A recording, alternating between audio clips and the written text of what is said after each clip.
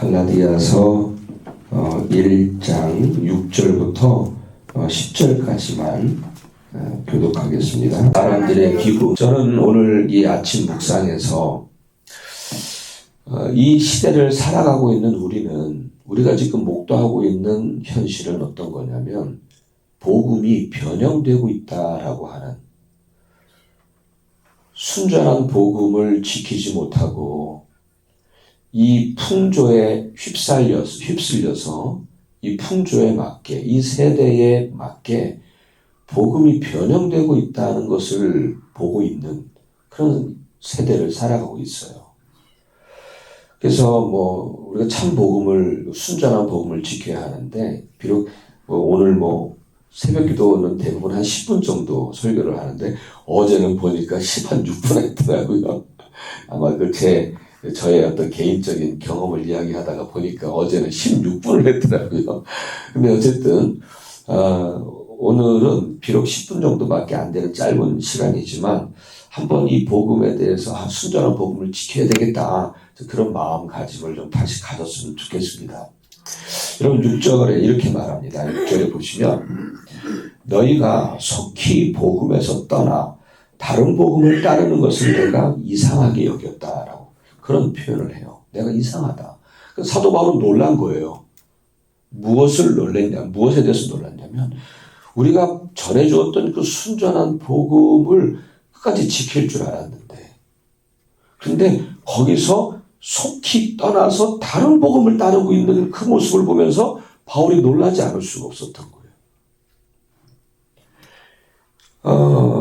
여기서 말하는 다른 복음이라고 하는 것은요, 7절에서도 말씀하셨듯이 이것은 전혀 다른 복음을 말하는 게 아니라 변형된 복음을 말하는 것입니다. 다시 말씀드려서, 여러분 전혀 다르다면 금방 알잖아요. 이거 달라. 금방 알아요. 그러면 안 따라가죠. 전혀 다른데 우리가 왜 따라가요? 복음하고 전혀 다른 것을 따라갈 필요가 없죠. 안 따라갈 거예요. 그런데 이 변형된 복음이라고 하는 것은 다르다는 생각을 갖지 못해요. 그러니까 그냥 그 다른 복음을 이야기하면, 변형된 복음을 이야기하면, 그런가 보다 하고, 이것도 복음인가 보다 하고 따라간다는 거예요. 사도 바울이 말하는 것은 다른 복음은 없어요. 그런데 변형된 복음이기 때문에 넘어가는 거예요, 사람들이. 여러분, 예를 들어서 저희 집에 쌍둥이가 있어요. 쌍둥이가 있어요. 20분 간격으로 쌍둥이가 있어요. 근데 많은 사람들은 그런 경우가 있어요. 제 큰 애가 메릴랜드에서 회사 생활을 하는데, 그 사람이 회사 생활을 하는 그때 그 회사를 같이 다니는 동료가 있었는데, 그 동료가 뉴저지에 있는 자기 친구 결혼식을 참석을 했는데 제 둘째를 본 거예요. 제 둘째를 보면서,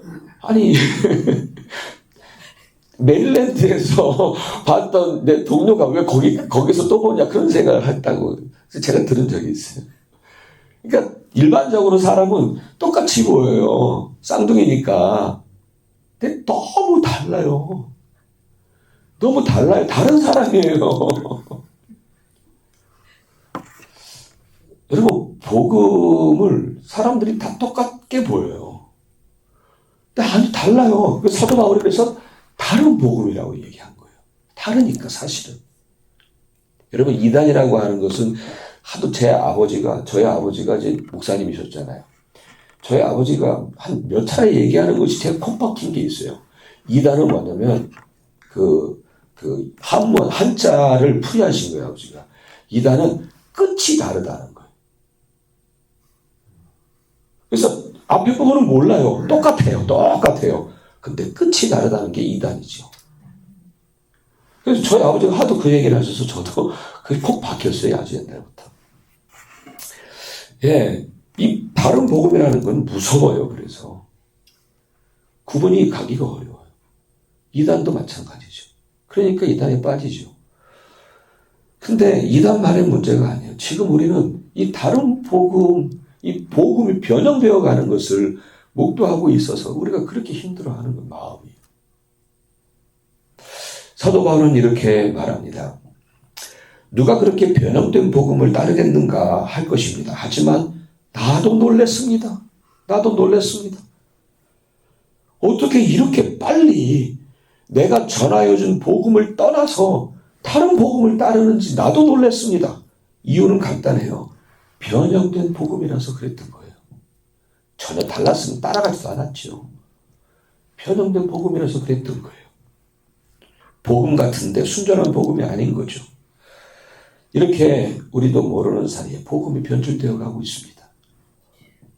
오늘 본문 10절에서 복음이 왜 변질되어 가는가에 대한 그 원인을 밝히고 있습니다. 오늘 10절에서 보시면 사람을 좋게 하랴, 하나님을 좋게 하랴.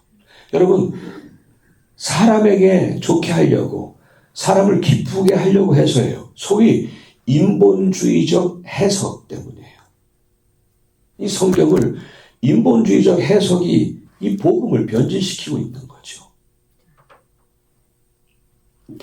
다른 믿지 않는 사람들을 위한다고 하면서 예수 그리스도의 유일성을 주장하지 않아요. 저 사람들이 불편해한다고 그래요. 저 사람들이 듣기가 불편하니까 예수 그리스도의 유일성을 주장하지를 않아요. 심지어 기도 가운데 예수 그리스도의 이름으로 기도하지를 않아요. 목사가. 듣는 사람 불편하다고. 예수 그리스도의 이름으로 기도하지를 않아요. 심지어는 예수 그리스도의 이름으로, 그리고 알라의 이름으로, 붓다의 이름으로, 그리고 기도해요. 감리교 목사가. 지난번에 그 컨그레스 시작을 할 때 작년에 그랬어요. 2022년.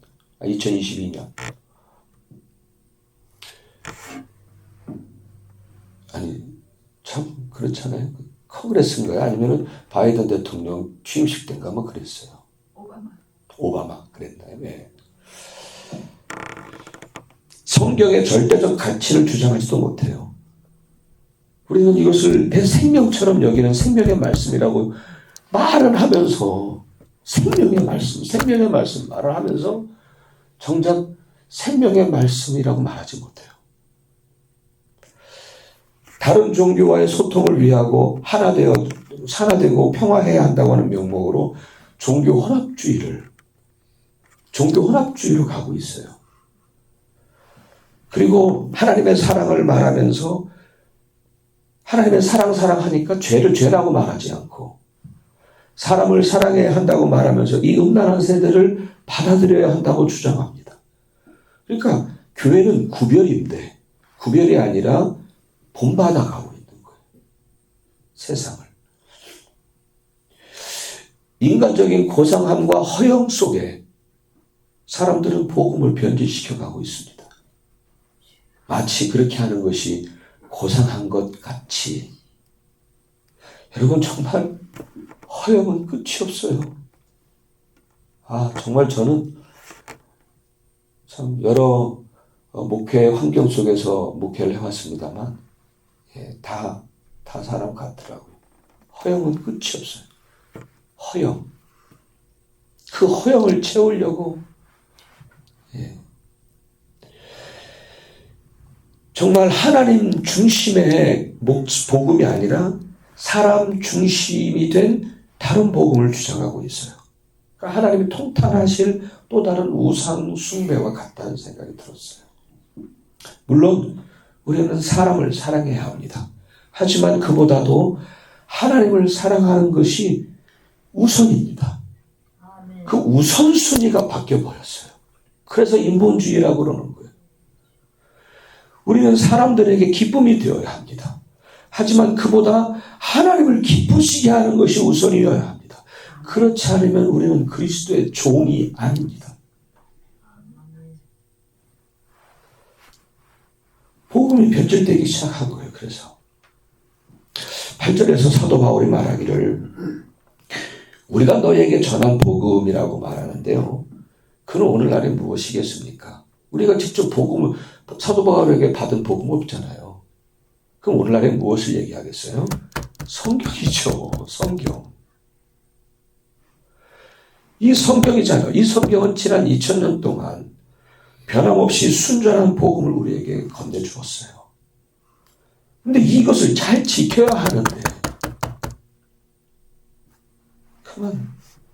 그런 것들을 놓고 가요. 이걸 지켜야 되는데 2000년 동안 우리에게 순전한 믿음을 전해준 이 생명 같은 말씀을 지켜야 되는데 여러분 점점 인본주의적 사고와 다원주의적 사고가 팽배해지면서 이 성경 말씀조차 사람 중심으로 해석하다 보니까 자꾸 사람을 만족해 하려고 하고 사람을 기쁘게 하려고 하다 보니까 복음이 이렇게 변질되고 있는 거죠. 사실 여러분 그게 사람을 살리는 게 아닌데 오히려 영혼을 죽이는 건데 자꾸 사람을 살린다고 말하면서 다른 복음을 만들어가고 있어요. 통탄할 일입니다. 참으로 통탄할 일입니다. 그런 의미에서 사도 바울은요 뭐라고까지 말하냐면 이러한 복음, 변질된 복음을 전하는 자마다 저주를 받아 마땅하다 라고까지 말합니다. 사랑하는 여러분, 저와 여러분 그리고 우리 교회는 변질된 이런 다른 복음을 따르지 않는 교회로 잘 지켜가야 할 줄 믿습니다. 순전한 복음 붙잡고 교회 지켜야죠. 그리고 또한 여러분 우리도 내 귀에 만족과 기쁨을 구하지 마십시오. 인본주의라고 하는 것은 반대로 말하면 내 자신 중심으로 신앙생활하는 거예요. 그것도 인본주의예요. 내 자신이 중심이 된 그런 신앙생활도 인본주의예요, 여러분. 그러니까 자꾸 내 만족을 구하지 마세요. 우선순위가 누구예요? 나예요? 하나님이에요? 그거를 놓치지 마세요. 그렇지 않으면 나도 똑같이 인본주의적 사고로 이 말씀을 듣는 거예요. 그러면 또 다른 우상이 돼요.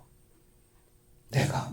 그러니까 정말 나 자신도 내 귀에 만족과 기쁨을 구하면서 신앙생활 하려고 하지 마시고 또 인간의 고상한 거 허영에 끌려가지고 속지 마시고 정말 허상이잖아요. 허상.